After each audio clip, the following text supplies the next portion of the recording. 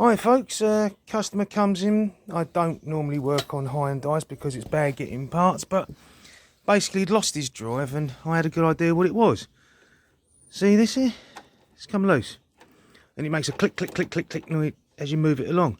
What's happened, this bolt has come loose and I haven't even touched this with a spanner and it's come out my fingers.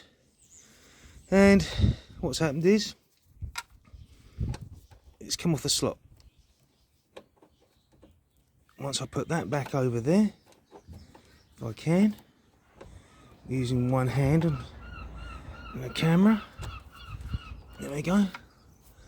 I'll tighten that down. Well, actually what I'll do is I'll put a bit of Loctite on that and then put it back down and he'll have his drive back.